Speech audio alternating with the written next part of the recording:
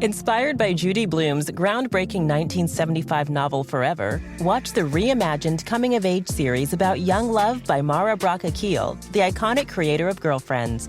The epic love story follows two Black teens, Keisha and Justin, as they explore romance and their identities through the awkward journey of being each other's firsts. Watch Forever, now playing only on Netflix.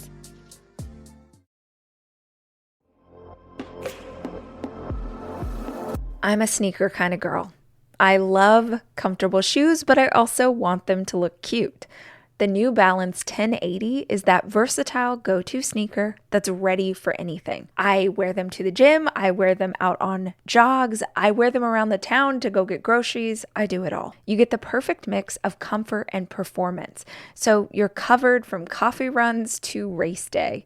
Runners love that cushioned midsole because it's got their back, or, well, actually their feet. But basically, it's this giant, cushiony, beautiful marshmallow shoe.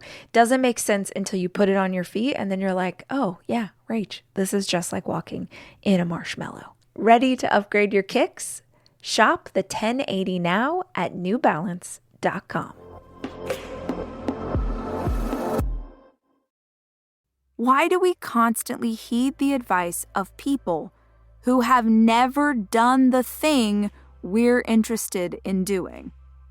Most of the time, the fear we have about something, the big stuff in life that terrifies us, it's not even our own fear.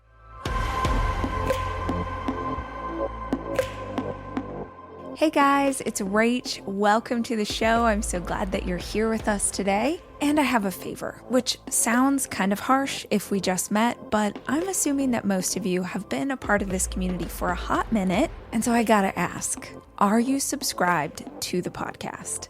Subscribing to the podcast you listen to regularly is one of the best things that you can do for hosts like me.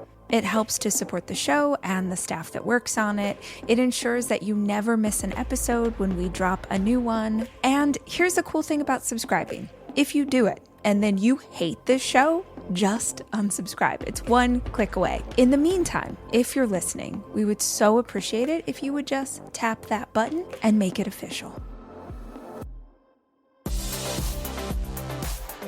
Hi guys, welcome to another audiobook mashup. These are episodes where I share a chapter of my audiobook from What If You Are the Answer, which is my most recent book, all about getting in touch with your intuition, figuring out who you are, where you want to go from here.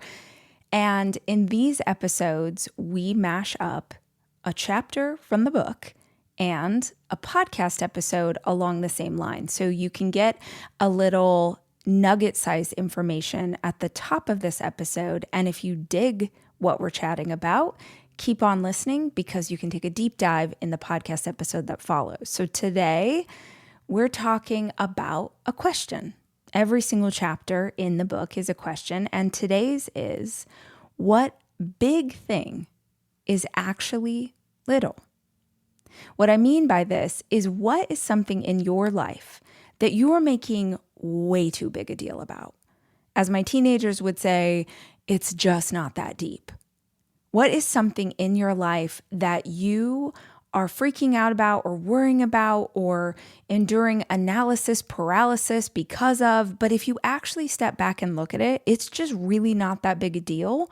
Your fear around the topic is a big deal. But if you could recognize that you are making a mountain out of a molehill, how much further along would you be? That's what we're going to dig into today, and I hope you love this conversation. And as always, if you dig it, you can grab the audiobook of What If You Are the Answer anywhere audiobooks are sold. What big thing is actually little? Guys, I wept my way through a Stevie Nicks concert again. It was the third time I've seen her perform, and I could still barely keep it together. Though, to be fair, I freaking dare you to behold Stevie Nicks singing Landslide in person and not lose your shit. When she croons, "I've been afraid of changing 'cause I've built my life around you," don't we all have at least one person in our life who springs to mind? Your parents, your children, your younger self, Taylor Swift? Somewhere in your existence, you might have experienced the kind of relationship where the edges sort of blur, and you forget where you end and they begin. And damn it, then this ethereal being starts serenading you with her smoky voice, and all of a sudden, you're in a puddle whimpering, "I'm getting older too." Because yeah, you're only 40, but you feel ancient, and somehow Stevie Nicks sees you. Ugh, she's too wonderful. I absolutely adore her. I adore her in Fleetwood Mac, my favorite band of all time. I adore her as a solo artist singing about doves. I even adore her newer collabs with Miley and Lana. All that adoration is how I found myself crying at a Stevie concert, surrounded by 20,000 other people who were having similar emotional breakthroughs. I danced, I swayed, I vibed. I sang every word at the top of my lungs, just like everyone else around me, except for 3 people in the seats directly in front of my own. A woman was seated in between the 2 men on either side of her, and they were all having a very different experience than the rest of us. In a sea of shiny, happy people dancing, they were an island of lame, or at least 2 of them were. One was an older teenage boy who looked miserable. He was radiating his misery with every neuron he possessed. The other was a man, his dad, I'm assuming, who looked equally bored as he drank one beer after another. Bro may have been there physically, but he was clearly wishing he wasn't. These guys were a hearty stew of negative energy, so thick it could hold a fork upright. The bad vibes simmered off them in waves. The woman sandwiched in between them was about my age. She took 1,000 photos and videos of the concert while she swayed back and forth in her seat. I felt her. I felt for her, stuck between apathy and ennui, trying to enjoy herself. Her excitement for the experience was palpable, but so was her awareness of the company she kept. She constantly looked from one side to another, nervously checking, gauging, hoping. Have you ever been really excited about something, but you're with people who don't get it, or worse, downright hate it? I know that particular energy so well. I used to constantly invite people to experiences, concerts, art shows, spin classes, various continents, that the invitee wasn't really interested in. I invited them because, A, I was super into whatever the event was, and since I'm down to try just about anything once, I figure other people like being invited to new things as much as I do. Or B, and this one is far more relevant for today's chat, because I really wanted to go, and it literally never occurred to me that I could go to something alone. I am, by nature, an explorer. I love and cherish the comfort of my home, but I have a perpetual case of wanderlust. I will choose experiences over things 100 times out of 10. That awareness wasn't fully formed in me yet as a young adult. How could it be? I'd barely lived at all when I got into my first relationship when I was only 19. And since he was so much older, and since I grew up in a culture that was like, you should get married immediately, and also your husband knows best because he has a penis, blah, blah, blah, it never occurred to me to feed my passion for adventure. He was the head of our household and a homebody, so that meant that we were homebodies. For years and years, we did the same things, ate the same foods, went to the exact same restaurant on the same day every week, and no shade to all my Enneagram Type 5s who live for that sort of ritual and routine. I love that for you. But when you're young and you haven't yet built your sense of self, and don't even know that you're allowed to have one, and a voice of authority says, This is who we are. You're like, okay, groovy. You have no idea how to find your own identity yet, so you just adopt theirs. It reminds me of that old expression about judging a fish by its ability to climb a tree. When we force ourselves to fit into spaces that are incongruent with our true selves, it will always feel wrong. In fact, the only person who will be comfortable is the person asking us to change shape to fit into their box with them. Imagine someone you love buys you a beautiful pair of very expensive, very tall, high-heel stilettos that are 2 sizes too small for your feet. You can tell she's really proud of this thing she's giving you. After all, Louboutin is her favorite brand, and this is the exact size she wears. You can appreciate the lovely gesture. This friend always looks so fabulous in her shoes, and she cared enough to get you some. Plus, you don't really know what kind of shoes would suit you anyway, so you go for it. You squeeze yourself into someone else's ideal and learn to make it work. She's happy because she's been able to influence you to be more like her, validating her choices. But you're the one who gets blisters. Only, you don't realize that at first. You're grateful to have someone else's guidance, and you assume this is just the way we do things. I would get these wild pangs to go do something, anything, that was different from the same routine over and over again. I'd sign up for a half marathon and talk someone from work into doing it too.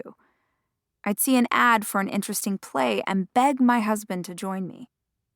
Pasadena's annual show house would open for viewing, and I'd convince my dad to drive 4 hours to walk through with me.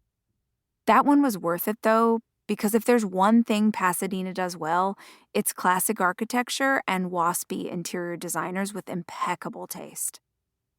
Sometimes I could get a buddy to come along on my schemes, and if they ended up digging the experience, it was the absolute best. But more often than not, when you invite someone to something you're super into, but they're only lukewarm about, especially if you're a people pleaser, it typically just ruins the whole experience for you, the person who actually really wanted to be there. Look, despite what the internet would have us believe, most people aren't narcissists. If they get to your musical or your Renaissance fair or your meeting for organic gardeners to discuss the importance of urban plants in the city's overall ecosystem, a real thing I signed up to attend once, most people will politely endure it for you even if they're bored. The problem is that if you're a people pleaser, aka you likely have childhood trauma that forced you to be hypersensitive to the emotions of others in order to survive, you are incapable of not knowing that they're bored. And so you feel terrible because you invited them to this thing and you're actually quite enjoying yourself, which somehow makes the fact that they aren't enjoying it so much worse. So you'll get overly chirpy and bright-eyed like a cheerleader trying to hype them into loving this chamber orchestra as much as you do. Or you'll feel super anxious, or maybe angry, or perhaps bitter. To circumnavigate the way you're feeling, you'll suggest that you're really not that into this either, so why don't you just leave and go do something that they want to do instead? Or you'll make like Sister Friend at the Stevie Nicks concert and enjoy one of your favorite singers of all time in what is likely one of her last tours, and you'll do it while absorbing the negative energy of the 2 men on either side of you. And those 2 bros surrounding her, they weren't even trying to pretend they were happy to be there. Or, at the very least, happy for her to be there. Now, maybe you're thinking, Rach, it sounds like you're projecting. You can't possibly know that woman and how she felt about Stevie, and you definitely don't know each member of that family and their individual motivations for the energy they were putting into the world. Fair, but I stand by my assessment based on one single thing. That woman was desperate to get up and dance. She was swaying in her seat and looking around at all the other women, myself included, who were vibing out. Basically, the only thing missing from this becoming a full-on coven gathering was a bubbling cauldron. She very nearly levitated through Gold Dust Woman, whose beat is basically daring its listener not to sway along. She never did stand up to dance because as often as she watched others around her, she also obsessively glanced at the men on either side of her. She was constantly trying to gauge just how annoyed both of them were to be there. I've been in that exact scenario too many times to count. Maybe you have too. Here's the thing, though. It's not those two douche lords' fault. It's not your mama's fault or your girlfriend's fault or your husband's fault that you/we find ourselves in these situations. It's our fault. We own it completely. A couple of years ago, my niece told me she was bummed because she couldn't take the road trip she'd been dreaming about. I was so confused about this pronouncement because she worked for me at the time and my company has unlimited paid vacation days.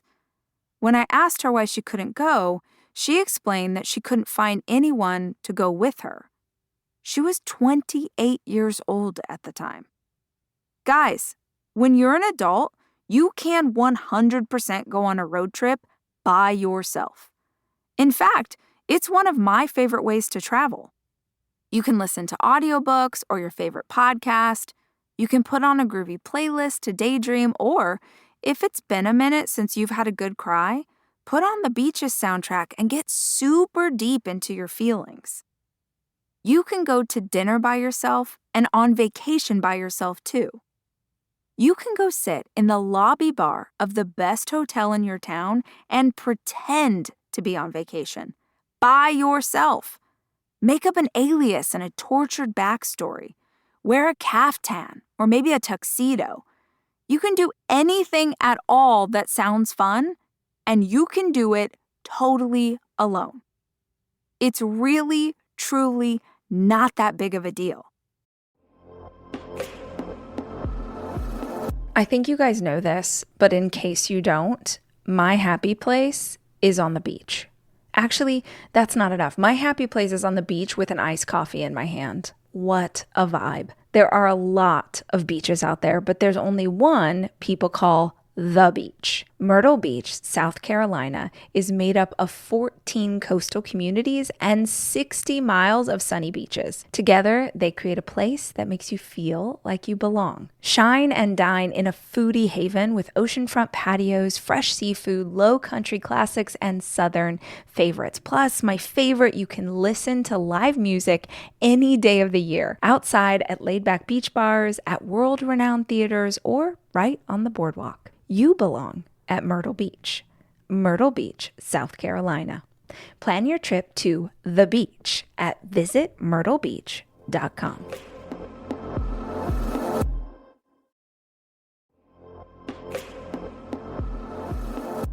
If you've ever learned about nutrition in a way that you didn't know before, and suddenly you're way more thoughtful about what your food is made with, what's on the back of the label, it can be really confusing when you're first starting out to understand what means what you should buy for your family, and what you should leave at the store.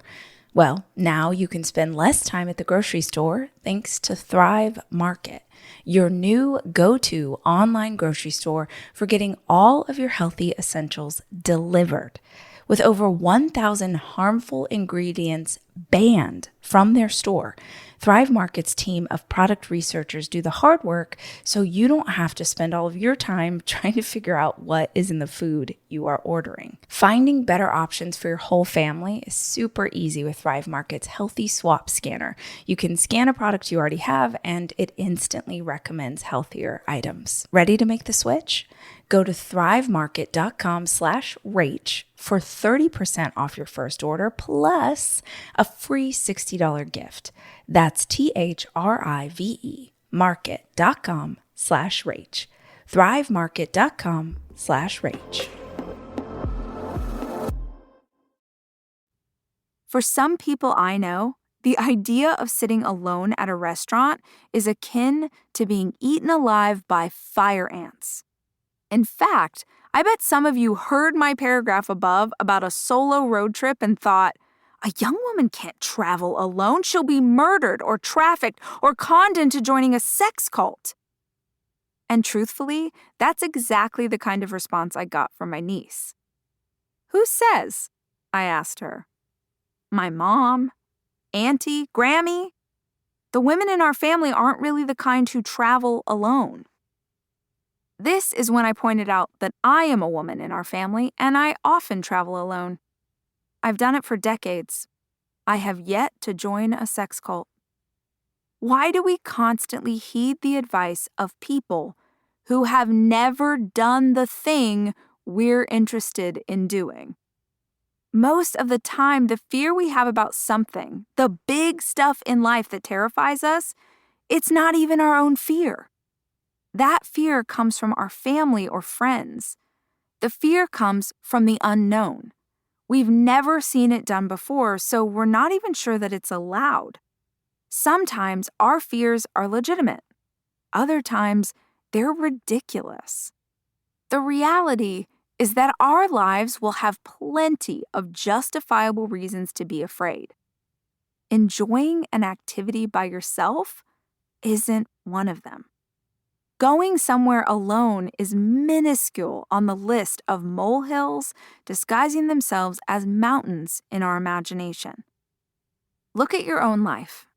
Identify something that you're making way too big of a deal about, and then just go do the thing you've been avoiding. Discover that you will live through it. Repeat. Need to have a difficult conversation with someone? Yes. It sucks and it's hard, but stop being a pansy and just push through it.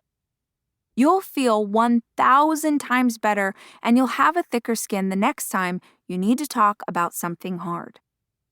Are you struggling emotionally and you're pretty sure that therapy will help, but the idea of starting it up feels so daunting? Yeah, I know how you feel. Most of us are rolling around with, at best, the emotional equivalent of Pandora's box in our chest. At worst, you open it up and allow some of those emotions to surface, and it's like the scene in Indiana Jones where they open the Ark of the Covenant and everyone's face melts off. Working through your stuff is really hard, but the rewards for you and literally everyone you interact with are so worth it. Stop putting it off. Make the call. Finish the project. Ask for the promotion. Say how you feel. Go see your favorite band all by yourself.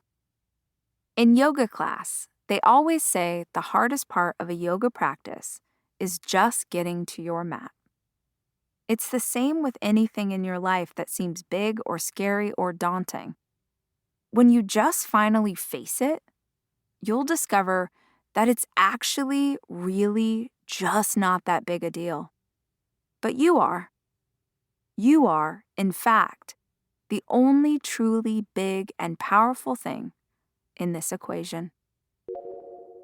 I am trying for the first time these little tiny wireless podcast recording mics that I think I see all over the place now. Jack actually got this for me like 2 years ago and begs me to use it, and I never do. Allegedly, you're supposed to be able to clip it on your shirt, which would be the ideal, but it honestly just doesn't sound as good. So I'm going to hold this tiny little square, this tiny little microphone during this entire podcast interview because I thought it would be fun to do a podcast on the road, but specifically because today I want to talk about the things that we don't do because we make it too big a deal in our mind. And one of those, for a lot of women especially, is traveling, specifically traveling alone, which I have done a ton over the last decade, but I didn't do when I was younger because I really didn't know that that was a thing. Yeah, so I want to talk about it, but first I want to tell you about my trip and life and what's happening. I came out to London to meet my fiance. he's from here. So he comes several times a year, either for work or to see his family and his friends and reconnect and check in. And I snuck over here for like 4-5 days, just a super quick trip. I once a year ask my big sister to come down from Oregon and stay with the kids. And the kids love it because she's the super fun auntie. So they get some time with auntie and I get a little trip away, which was honestly so nice. I'm staying at my favorite hotel in the whole world, which is saying something. I'm at the Covent Garden Hotel in Covent Garden, and they're so beautiful. I'm like looking at a magazine of all their stuff. You can get like her dinnerware and like, can you see the hotel room? If you're watching this on YouTube, you can see the hotel behind me. The rooms are gorgeous. They always have these massive windows with like beautiful light. I love them because they're colorful. They're just always really like cozy and warm and beautiful. And my boo and I have stayed at this hotel probably 10 times over the last 4 years. We've brought the kids here. It's just a really special place for our family. And it's the kind of place where they have the same people work here forever and ever. So you walk in the door and they're like, oh, how are the kids? Like, they're just wonderful. But yeah, so we're staying here. I was actually having my favorite dinner here last night, which is fish and chips. It's delicious. If you are going to London or you're here and you haven't gone to the restaurant at the Covent Garden Hotel and got the fish and chips, I know it seems silly because you're like, could you be more basic? But it's so delicious. So we always come and we have a glass of champagne and fish and chips. And I was sitting there last night, 2 really sweet women walked over and they were like, I was looking out the window. I was by myself. I was looking out the window and I heard, Rachel. And I turn around, and this happens a lot. If someone calls your name, the normal reaction, the normal thing to do is you look at them and you go, oh God, why does this person know me and I don't know them? And so I'm staring at her like, did we go to high school together? Did I meet her at work? And she's just like expectantly smiling at me. And I'm like, and then she says, love you. And I was like, oh, I love you too. Thank you so much. So anyway, it's always really cool to be in another country and find someone who listens to the podcast or reads the book. So that was cool. But oh my God, I have to tell you guys what we did last night. We went to see a play at the West End. It's one of the reasons, I'm sorry, no one's paying me to tell you this much about this hotel, but it's one of the reasons this hotel is so fantastic. If you like theater or musicals, it's right near the West End, so you can walk to everything. We went to see a play I would have never in a million years picked, but Kez's best friend was like, oh my gosh, have you heard about this? It's amazing. It's got the most insane reviews. You should go see it. And it's a story of the Lehman Brothers. It's called the Lehman Trilogy. It's legitimately one of the best things I've ever seen on stage in my life. First of all, the play is like 3 hours and 20 minutes. Your girl wants to be in and out in like 75 minutes tops. So when I saw it was 3.5 hours, there are 2 intermissions. I said to Kez, I was like, honestly, we'll sneak out after the first, if it's bad, we'll sneak out after the first intermission. We'll go get dinner. It'll be fine. I was spellbound. I was riveted. And that's I feel pretty impressed by that because I love musicals. So for me to watch theater for 3+ hours, guys, I am telling you, if you have any plans coming to London or you live here, you have to go see this play. The acting was unreal. The 3 men in this play, I can't even believe the amount of dialogue that they memorize, the amount of accents they do, the amount of characters they play. It's a story of the Lehman Brothers, like, the bank. And of course, the Lehman Brothers. If you're in America, you know who that is. But it's the story of them generations ago coming as immigrants into America, into Ellis Island, and starting, selling clothes and then building their way up. And it just, oh my gosh. And the stage was designed by, I'm going to sound so dorky right now, but there's this incredible set decorator, set designer, I don't know what she's called, named Ez Devlin. And I knew about her because there's a Netflix documentary. We are going way deep, guys. There's a Netflix documentary about incredible artists, and she's one of them. And she's really famous for these very cool, very unique theatrical designs. And the stage of this play is insane. I'm not going to tell you what it is because I didn't know what it was, and I was astounded. It is so cool. I know not all of you are theater nerds, but I'm guessing some of you are, and please add that to your list. It was the acting, the writing, oh my gosh, it was great. Anyway, so that's what we did last night. We're out in the country for a few days with his family. We came into London. There's some work stuff I have to do, but this afternoon we are going to Liberty to look for wedding clothes. Now, I told you guys last week, I'm in this hunt for a wedding dress, but I don't want it to be a traditional wedding dress. Liberty in London is one of my favorite stores. I've never actually bought anything there, but I walk through it every time I'm here. It's just so beautiful, and the clothes are so beautiful. And I thought, man, if there's a place to find an interesting dress, it's probably Liberty's. So we're going to walk over there later today. And yeah, I'll keep you guys posted. I showed you my first two options, and I'll show you what I find today if I find anything. Speaking of dresses, I was a little bummed because I realized, so next week, I was invited to this fabulous party. Last year, Lily Singh, who I've had on the podcast, invited me to her annual Diwali party. And it was the most fun I've had at an event ever. Like, and by event, I mean like it's something for work.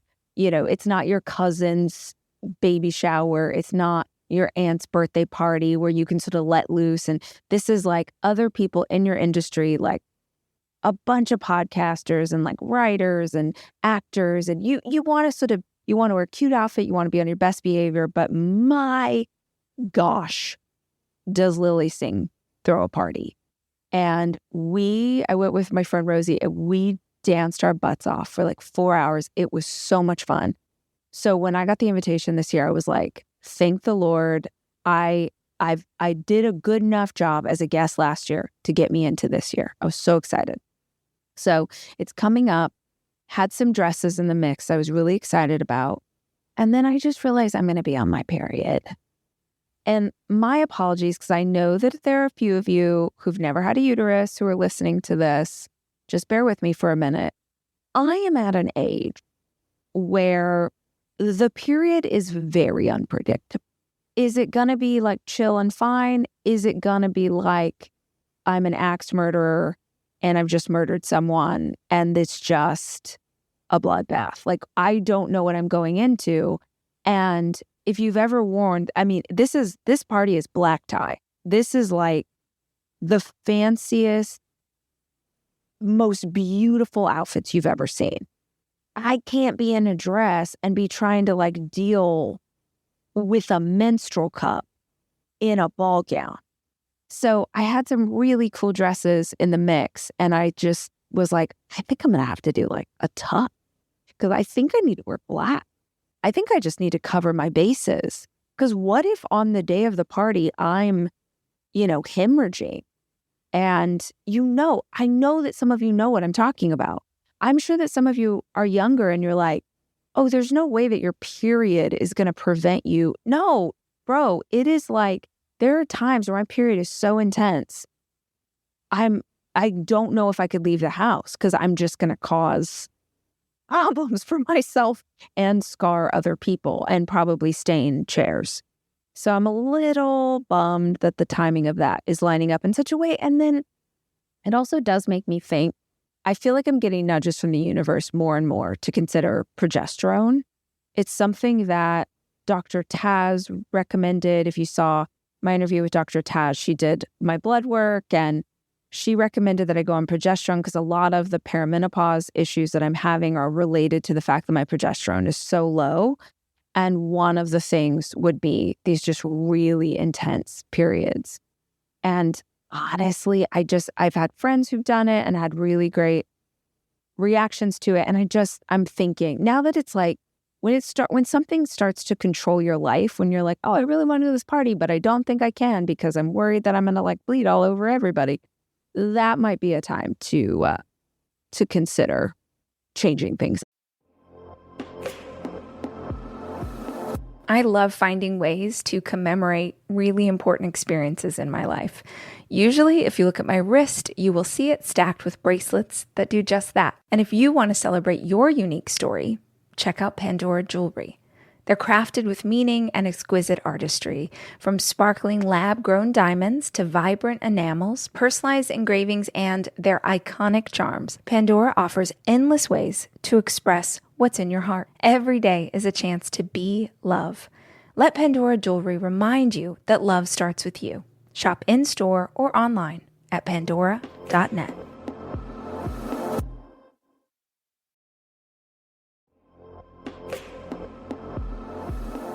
This show is sponsored by BetterHelp. Y'all know I love therapy. I think I've done every kind of therapy at this point, and I know how important it is. But one of the coolest things to have seen over the last few decades is how so many of the stigmas surrounding mental health have shifted and changed. When I was 14, I went to therapy for the very first time, and that was because my brother had passed away after a long and harsh battle with mental illness.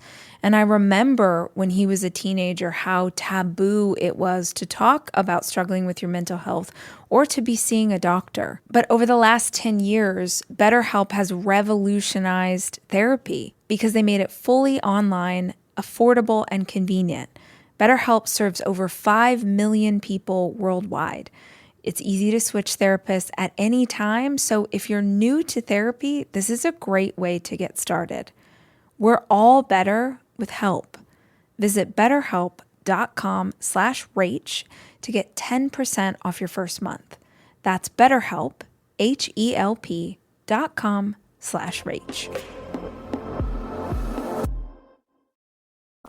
So that is a big place that I find myself at of wondering what's next in the perimenopausal world, because I've worked so hard to balance things naturally, but I think I might be at a place. And obviously you can get progesterone, like it would be bioidentical.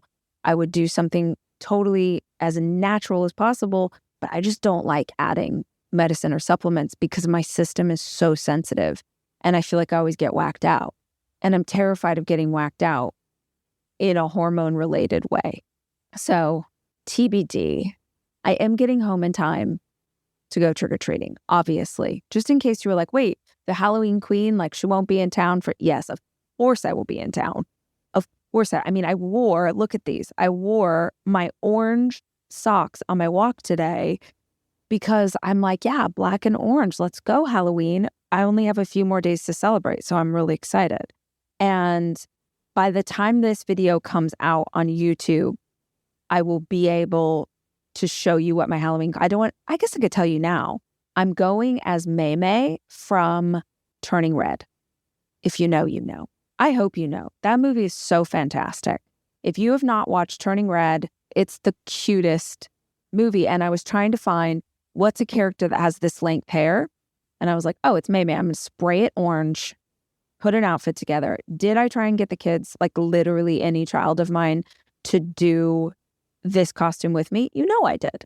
You know I did, because their entire lives when they were younger, we did family costumes every year. It was like the joy of my life. And then they got so old that they wanted to pick their own costumes. And now it's like, oh, I want to be this character from this TV show you've never heard of, Mom. And I'm like, oh, fine. But y'all, I did, okay, it hasn't happened yet, but I did convince Kez to be matching costumes with me. And is he going as a girl character? Yes, he is. He's like the boy version of a girl character. I wanted to be all the girls from Turning Red. Lissai. But I at least got one member of my family to do it. So we'll see how he does. I mean, he's so down to clown. Like he'll do whatever. But I waited 4 years before I asked this man to dress up in matching Halloween costumes for me. And I feel like that was big on my part. You know how much I love this holiday. So I waited a while. I started intermittent fasting. Did I tell you guys this? I started intermittent fasting and I'm starving right now because it's time for me to eat, but I really wanted to record this for you. Remember when I had Dr. Mindy on the show? Forgive me if I told you this last week because I actually can't remember. remember when I had Dr. Mindy on the show, her whole thing is fasting. Like if you are someone who has a uterus or used to have a uterus, this is how you fast with your cycle. And I wanted to see if it would work because I really like intermittent fasting, or I did back in the day, and I'm loving it. I actually feel really good. And I'm really excited. I don't want to give you a full like thumbs up or down until I've done it for a full month, because I don't feel like that's, unless you do something for your entire cycle and it works for your entire cycle, it's probably not the answer for you. So I'll wait to give you my full opinion, but right now it's feeling pretty good. Let's talk about some real things. Though I suppose everything I just told you, those are real things. Let's talk about the actual topic of this episode, which is this idea that we hold ourselves back from doing stuff we are interested in doing because we're afraid, because we've never seen anyone do it, because we're not sure if that's a normal thing, because we want to be normal, because no one in our family has done that. There is a chapter in the new book that is called What Big Thing is Actually Little? And the question is to, I hope, help you to be introspective about if there is something in your life that you are making a really big deal out of, and it's, as my teenagers would say, Mom, it's just not that deep. Like, is there anything in your life that you need to stop overthinking and worrying about and obsessing about because it's just not that big a deal? I did a podcast tour, last year, I guess maybe like a year ago-ish, 18 months ago. I'd ask the audience, I'd be like, let's do a game of Never Have I Ever. But in this game of Never Have I Ever, audience, the intention is that you are going to name the stuff that you've always wanted to do, but you never do because you're afraid, because it's, quote, thus not something someone like you does, because you've never seen anyone do it. And then I would ask the audience, I'd be like, who's always wanted to get a tattoo, but you've never gotten a tattoo because of a million things you tell yourself? You'd see like half the audience raise their hand.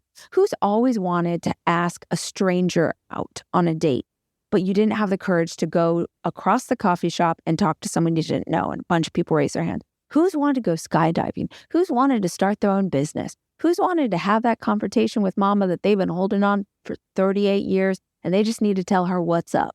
You know, who's wanted to do, and all these people raising their hands, but we don't do it because we make a mountain out of a molehill.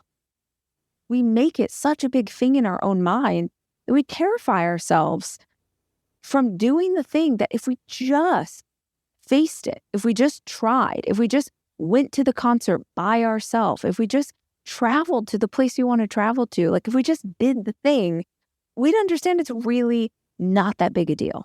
So in this chapter of the book, I talk about all the things in my life that I really made way too big a deal of and how much time it stole from me. Like, how much time have you wasted not booking the trip? How much time have you wasted not talking to the girl? How much time have you wasted not telling the truth, not being yourself? Yeah, it's scary as hell, but I promise you, when you just do it, all the wind comes out of this blow up monster that has been keeping you stuck where you are. So one of the examples I use in the book is this idea that we end up doing the same things as everyone else we know. We live in the same town, we go to the same school, we eat at the same restaurants, we follow a path laid out for us by family or friends because we're not really sure what else to do. And they seem like they got a pretty good idea. And, you know, people like us do things like this. So you just kind of follow in that path. And if you're not careful, you'll accidentally create a life that is someone else's making. So the example I use in the book is like someone else buying you a gift that you don't necessarily like, but man, they bought it for you. And so you'll just try it on for size. And then you just start living out the way they do things because they seem like they know what they're doing. I go on and on about this idea in this chapter, about the things that we don't do because we don't see other people do them. But it comes back to this thing for me of like, why do we take advice from people who have never done the thing we want to do? Why would you ever take advice from someone you don't admire? If someone is succeeding in an area that you want to succeed in and you admire both their success and their approach to how they got there, by all means, model behavior. But we are constantly taking advice and feedback from people who have never done what we're trying to do, which makes it so crazy because then our life is only going to be a reflection of people who did not know what they were talking about and likely never pushed themselves outside of a comfort zone, so don't have any real world experience. It was just my dad's birthday. And on his birthday, I happened to see this really beautiful pheasant. I was out in the country, and in England, they have these gorgeous pheasants. And I'd never seen a pheasant in real life, except the stuffed ones. I'd never seen a pheasant in real life until I came to England. So I see this gorgeous pheasant, and I take a picture, and I send it to my dad. And I'm like, Dad, here's your birthday pheasant. I got you a birthday pheasant. I thought it was hilarious. My dad loves birds. And he sent me back this note. Oh, thank you for the pheasant. And then in England, they have so many pheasants and they do pheasant hunts. And he's telling me all this stuff about pheasants in England. And I'm laughing because I'm like, you've never been to England. You've never been here. I've been here so many times. It's like very much my family culture of like, I know everything, especially the patriarchs. Like, I know everything. I can tell. And I'm like, thank you. I'm literally looking at an English pheasant in person right now. But I was laughing at this idea of like, when I was a little girl, the members of my family who were older, we were taught to respect our elders, and they would tell you things like capital T truth, and this is what it is, and this is how you, I remember, oh my gosh, I remember my family had all of these lores and if you turned your light on in your car at night, like the way my parents reacted, you'd think we'd be arrested. Or like you couldn't have any nice shoes. If you had nice shoes, I remember my crazy aunts being like, oh, someone will cut your feet off to get your shoes. And as a little girl, I was like, oh my God, someone would cut my feet off to get a pair of LA gear? Like that's what happens if you buy nice sneakers. And as an adult, I laugh until I cry thinking about that. Like as if someone wants to rob you of your shoes, like they're going to steal your Jordans, but they brought they brought a bone saw to cut your feet off. They wouldn't just tell you that they're robbing you and ask you to give them the shoes off your feet. That feels much simpler. My family had so many stories that were always about fear and always about, don't put your head up, don't go too fast, don't talk to people you don't know, we don't do that kind of, like there were so many freaking rules. And I understand that it was how they kept themselves safe. But my question for you is, what are the stories that your family used or your culture used to try and keep you safe that you don't need because you are a grown-ass human? You are 55 years old and you are still afraid to do things because mama told you that good girls don't do them. Or daddy told you that you might get hurt. OMG. Book the vacation. Like, where do you remember in oh my God, what's the Sandra Bullock movie? Oh, Miss Congeniality, where parents, the girl who ends up winning, spoiler alert, she ends up winning, the one who does the batons, and at the end Sandra gives her like flaming batons and it's so fun, but she like got a pair of panties and her parents told her those were Satan's panties, and so she never did anything scary or cool because like it's that. And I'm laughing because it happened to me. I freaking know it happened to some of you. So it's worth asking yourself right now, what are some of the ways you have held yourself back and not done the big thing, chase the dream? Or maybe it's not even the dream. Maybe it's the simplest, stupidest thing in the world. I said the idea of going to a hotel bar in your town and pretending to be on vacation, and you got like your shoulders did a little dance, or you got a little tickle in your stomach. Like, that might be fun. That might be exciting. I never thought about that before. Do it. Oh my God, Cheryl, do it. Pam, do it. Steven, let's go. Come on, you guys. Go do something. Go try. What is the worst that's going to happen?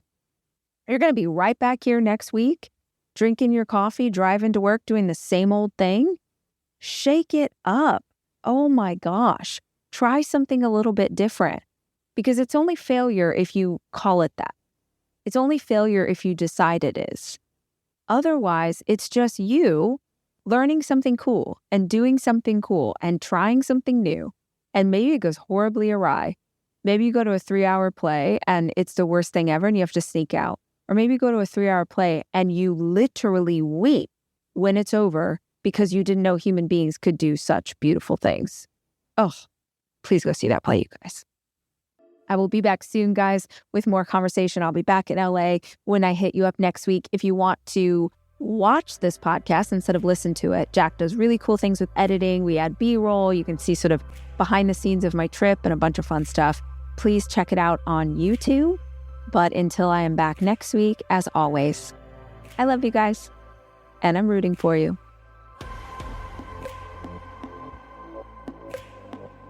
The Rachel Hollis podcast is produced by me, Rachel Hollis. It's edited by Andrew Weller and Jack Noble.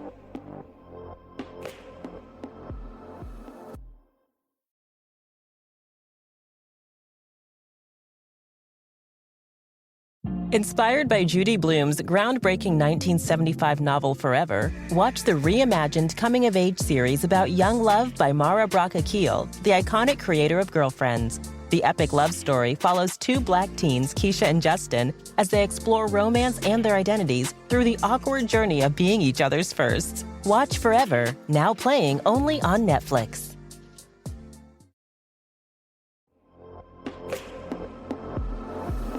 I'm a sneaker kind of girl. I love comfortable shoes, but I also want them to look cute. The New Balance 1080 is that versatile go-to sneaker that's ready for anything. I wear them to the gym, I wear them out on jogs, I wear them around the town to go get groceries, I do it all. You get the perfect mix of comfort and performance, so you're covered from coffee runs to race day. Runners love that cushion midsole because it's got their back, or, well, actually their feet. But basically, it's this giant, cushiony, beautiful marshmallow shoe. Doesn't make sense until you put it on your feet, and then you're like, oh, yeah, Rach, this is just like walking in a marshmallow. Ready to upgrade your kicks? Shop the 1080 now at newbalance.com.